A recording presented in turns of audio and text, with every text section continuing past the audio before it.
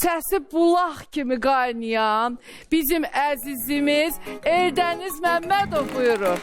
Əgər qayıda bilsəm illərin xoşanına, mən yeridən baxardım ömrüm proqramına.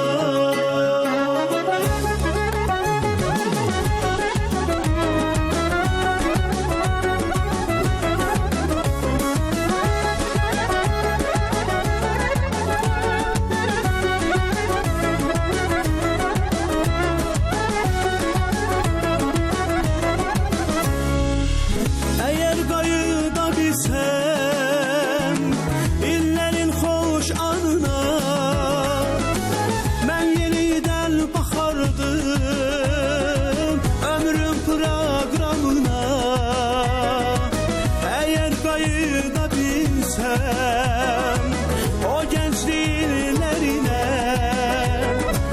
doyunca el çekerdim anamın tellerine. Eğer kayıda bilsem kokladığım güllere, isterdim konap gidem üşümüş gönüllere.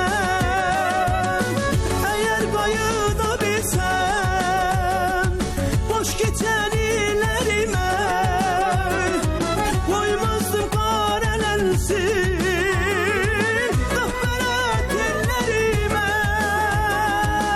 Eğer kayıda bilsem selfimle ders alardım, yanlış akan ömrümü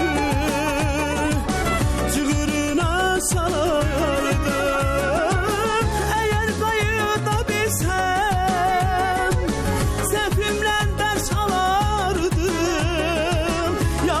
Akan ömrümü cığırına salardım.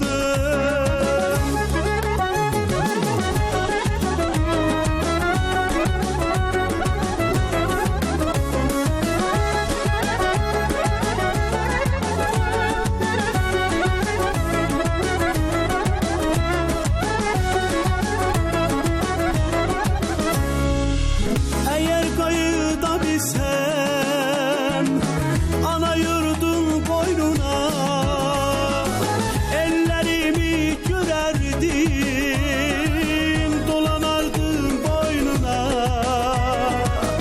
Eğer kayıda bilsem birinci ders gününe dikkatimi verirdim aziz müellimime.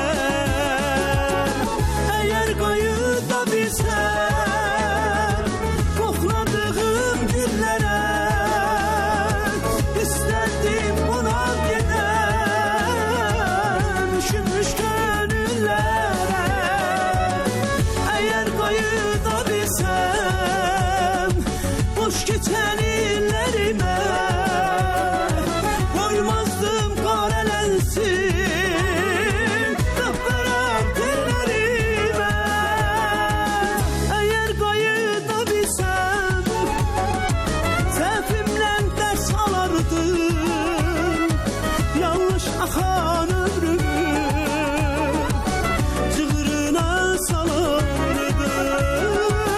Eğer kayıda bilsem selfimle ders alardım, yanlış akan ömrümü cığırına salardım. Eğer kayıda bilsem selfimle ders alardım, yanlış akan ömrümü cığırına salardım. Eğer kayıda bilsem selfimle ders alardım, yanlış akan ömrümü cığırına salardım. Eğer kayıda bilsem, eğer kayıda bilsem, eğer kayıda bilsem, eğer qayıda bilsəm